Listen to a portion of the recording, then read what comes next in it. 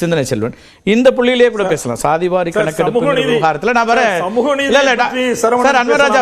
Anwar Raja sir வரேன். நான் எல்லாருடைய கருத்து கேட்டு வந்துடலாம்.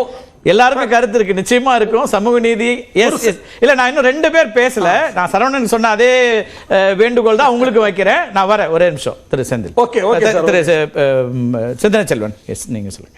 ஓகே ஓகே, நல்ல வேளை நீங்கள் ஒரு குறிப்பான கேள்வியிலிருந்து என்னை பேச விடாமல் பொதுவாகவே பேச சொல்லிட்டீங்க. நான் பொதுவான என்னுடைய முதல் கட்ட பார்வையை முன்வைக்கிறேன். இன்றைக்கி வந்து அண்ணன் எடப்பாடி வந்து வெளிநடப்பு செஞ்சுருக்காங்க.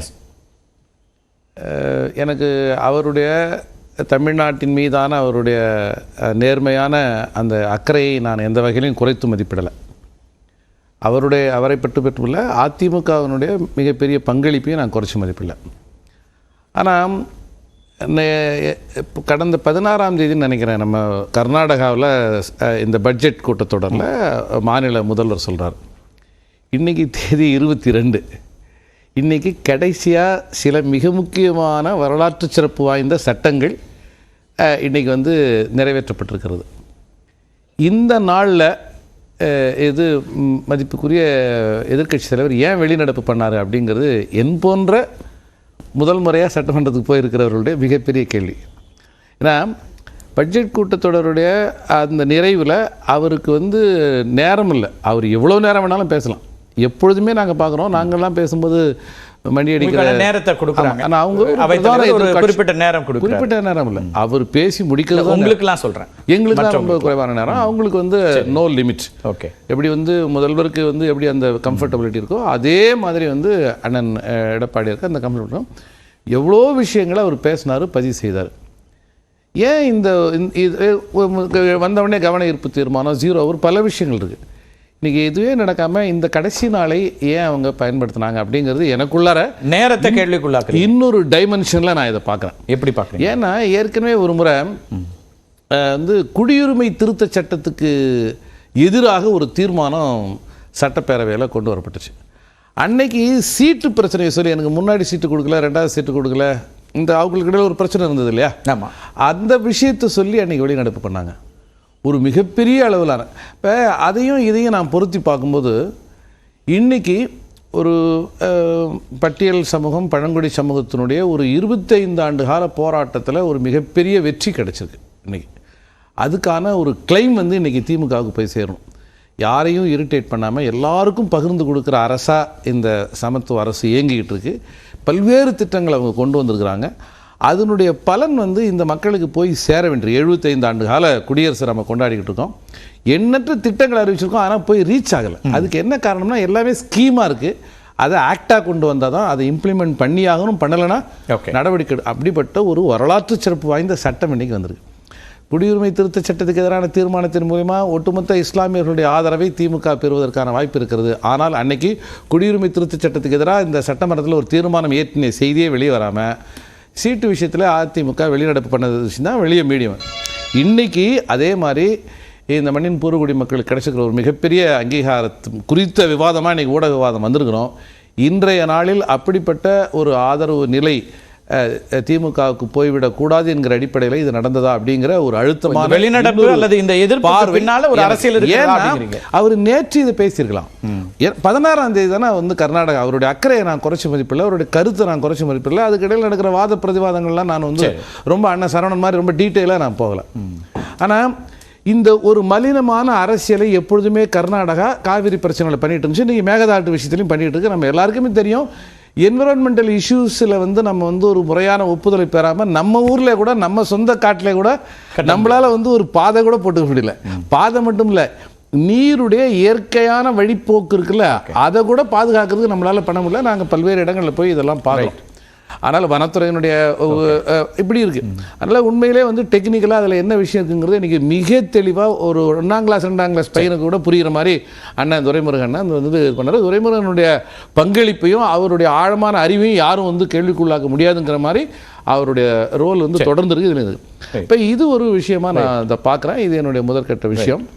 மலினமான அரசியலைக்கு எதிர்வினையாக ஒரு மனிதமான அரசியலே கொண்டு போகிறது அப்படின்னா கர்நாடக அரசு விரிக்கிற ட்ராப்பில் நம்ம மாட்டிக்கும். அது காங்கிரஸாக இருந்தாலும் சரி, பாஜக காங்கிரஸ் மேற்கொள்றது. ஏன்னா அங்கே ஆட்சியில் இப்போ காங்கிரஸ். ஆமாம், அது வந்து பாஜகவாக இருந்தாலும் சரி, காங்கிரஸாக இருந்தாலும் சரி, கர்நாடகாவில் உடனே தமிழர் எதிர்ப்புங்கிறது ஒரு அருவருப்பான வந்து அது வந்து இன்னைக்கு மார்க்கெட் இழந்து போன ஒரு அரசியல், அதை நம்பிக்கிட்டு இருக்கிறாங்க. ஆனால் அப்படி கர்நாடகத்தினுடைய அதுக்கு அதே விதமாக நம்ம ரியாக்ட் பண்ணோம்னாக்கா அது வந்து ரொம்ப மலினமாக போயிடும். அதை ரொம்ப டெப்த்தாக ரியாக்ட் பண்ணணும். மக்களுக்கு இடையிலான உறவையும் நட்பையும் பேணி பாதுகாக்கணும். அதே சமயத்தில் மேகதாடு விஷயத்தில் தமிழர்களுடைய தமிழ் நிலத்தினுடைய பாதுகாப்பை 100 விழுக்காடு உறுதிப்படுத்தணுங்கிற மிக கவனமான புள்ளியோடு கவனத்தோடு முதல் புள்ளி இது போகுது. இரண்டாவது புள்ளியில் முக்கியமான சர்ச்சையும் கூட சமூக நீதி சார்ந்ததாக சாதிவாரி கணக்கெடுப்பு வர்றதுனால அதுல எவ்வளவு அக்கறை இருக்கு அப்படிங்கிறது கூட்டணிக்கு வைக்கப்படும். இதுல எனக்கு வந்து மரியாதைக்குரிய அண்ணன் ஜி.கே. மணி அவர்களுக்கு இருக்கிற ஒரு ஆக சிறந்த அக்கறை, கவனம், கருத்து யாராலையும் கேள்விக்குட்படுத்த முடியாது. அவ்வளவு மிக முக்கியமாக அவர் வந்து இந்த விஷயத்தை இருக்கு. என்னுடைய கேள்வியெல்லாம் நேற்று பட்ஜெட்டினுடைய அந்த இறுதி உரையில், அந்த இறுதி விவாதத்தில் ஃப்ளோர் லீடர்ஸ் எல்லாருமே பேசுவாங்க. நானும் பேசினேன். என்னுடைய உரைக்கு பிறகு பாஜக வானதி சீனிவாசன் பேசினா, அதுக்கு பிறகு அண்ணன் ஜி.கே. மணி அண்ணன் பேசினாங்க. அப்போ இந்த விஷயத்தை முழுமையாக ஒரு பதிவு பண்ணிட்டார். இன்னைக்கு நான் வந்து ஏன்னா இந்த விஷயத்தில் நான் கருத்து சொல்றது தவறாக போயிடக்கூடும். அதனால ஒன்றை மட்டும் நான் சொல்றேன். ஒரு ஜஸ்ட்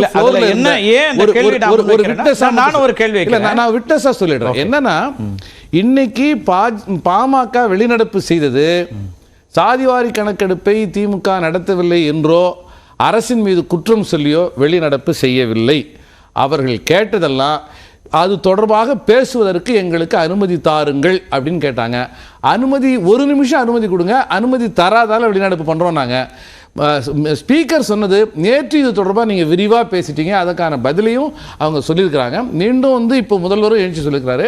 அதனால் இன்னைக்கு வந்து அந்த உரையெல்லாம் முடிஞ்சிச்சு. டெக்னிக்கலாக வந்து 0 ஹவரில் இவர் வந்து இந்த விஷயத்தை இப்போ எழுப்ப முடியாது, ஏற்கனவே சொல்லப்பட்ட விஷயங்களை எழுப்ப முடியாது.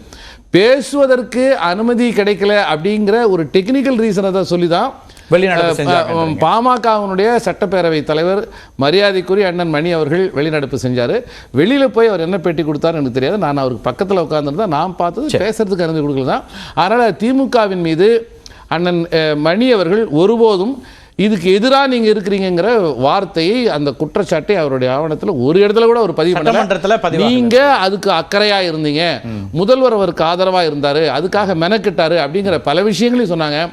டெக்னிக்கலாக இந்த வந்து விஷயம் வந்து இது வந்து மாநில அரசு செய்வது, மக்கள் தொகை கணக்கெடுப்பை மாநில அரசு செய்ய முடியாது, ஒன்றிய அரசு தான் பண்ண முடியும். அதுதான் வந்து உச்சநீதிமன்றத்தால் ஏற்றுக்கொள்ளக்கூடிய ஒரு தரவாக இருக்கும்.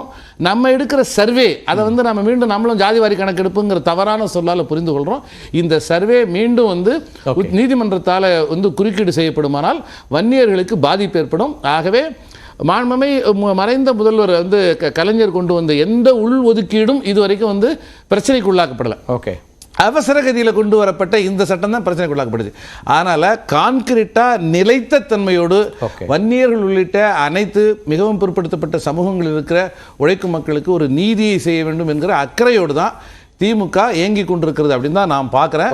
அதன் மீது கேள்வி எழுப்புகிற எல்லா உரிமையும் பாமகவுக்கு உண்டு. என்னோட கேள்வி அதை கடந்து நீங்க சொன்னது ஒரு அங்க அவையில் என்ன நடந்ததுங்கிறத பதிவு பண்ணிருக்கீங்க. அதை கடந்து விடுதலை சிறுத்தைகளுடைய நிலைப்பாடு என்ன சாதிவாரி கணக்கெடுப்பு என்பதுல, பிளஸ் இங்கே வந்து ஸ்டேட் கவர்மெண்ட் அதை பண்ண முடியுமா, சென்ட்ரல் கவர்மெண்ட் பண்ண முடியுமா, அல்லது 69% இடஒதுக்கீடுக்கு அது ஒரு நெருக்கடியை உண்டாக்குகிறதா?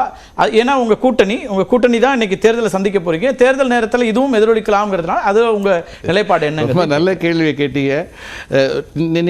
பொது நினைவு பகுதியில் மறைந்து போயிருக்கிற ஒரு விஷயத்தை சொல்றதுக்கு இந்த இடத்த ஒரு நிமிடம் நான் எடுத்துக்கிறேன்.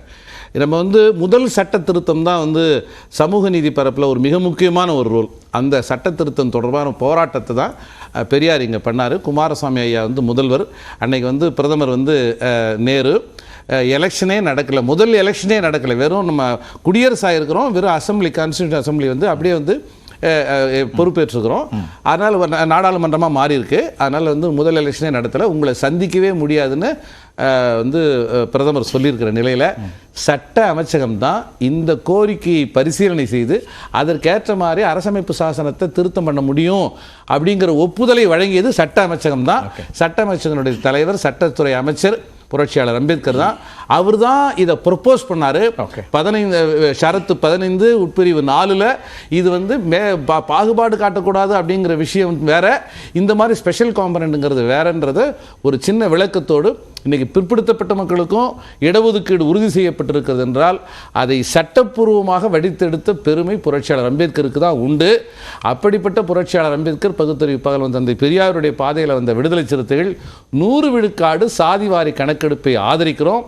உறுதியான நேர்மையான தரவுகளாக உச்சநீதிமன்றத்தால் குறுக்கீடு செய்ய முடியாத ஒரு தரவா அது அமையணும். அதில் வன்னியர்களுடைய உள்ஒதுக்கீடு உள்ளிட்ட மதிப்பிற்குரிய மருத்துவர் ஐயா சொல்வது போல, நான் எங்களுக்காக மட்டும் கேட்கல, எல்லாருக்காகவும் கேட்குறேன்னு ஐயா சொல்லுவாங்க. ஐயா தான் தொடர்ந்து வந்து ஆதிதிராவிட மக்களுக்கும் அவங்களுடைய மக்கள் தொகைக்கு ஏற்க அந்த அந்த இது உயர்த்தப்படும் அப்படிங்கிறதான் சொல்லுவாங்க. அதனால் அதில் வந்து அவர்களுடைய அளவை விட கூடுதலாக இருக்கணும். எங்களுக்கு இதில் டெக்னிக்கலாக கட்சியினுடைய பார்வையில் எனக்கு இது இருக்கிற தனிப்பட்ட பார்வை வந்து இதை ஒருவேளை பயன்படுத்திக்கிட்டு 10.5 விழுக்காடை விட அதிகமாக வன்னியர்கள் இருக்கிற இடத்துல, இப்போ வட தமிழகத்தில் சரிவார்ப்பாங்க, அங்கே வந்து அவங்க 20, 25, 30 விழுக்காடு அவங்க வந்து ஆக்சுவலாக அவங்களுக்கு வந்து பணி நியமனம் இருக்கணும்.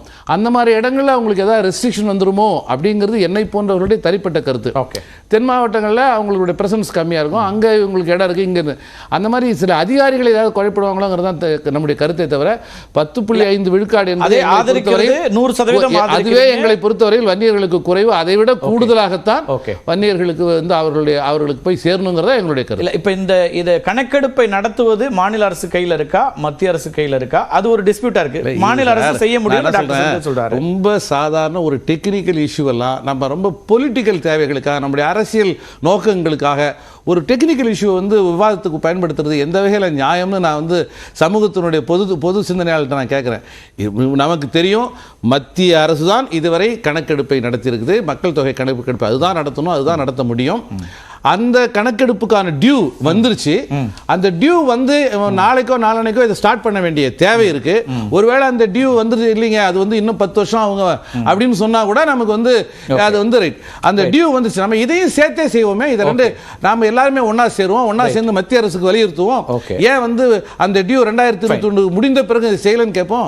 ஒரு டெக்னிக்கல் ரீசனை வந்து வச்சுக்கிட்டு சமூக நீதியினுடைய ஆக பெரும் பயணத்தில் ஒரு 100 ஆண்டு கால பயணத்தை செய்திருக்கிற திராவிட இயக்கத்தினுடைய ஒரு அடையாளமாக இருக்கிற திராவிட முன்னேற்ற கழகத்தை வந்து அதை சொல்லி இடறதுங்கிறது பொதுமக்கள்கிட்ட எடுபடாது என்பதை பணியோடு சொல்ல விரும்புகிறேன். முதல் கட்ட கருத்தை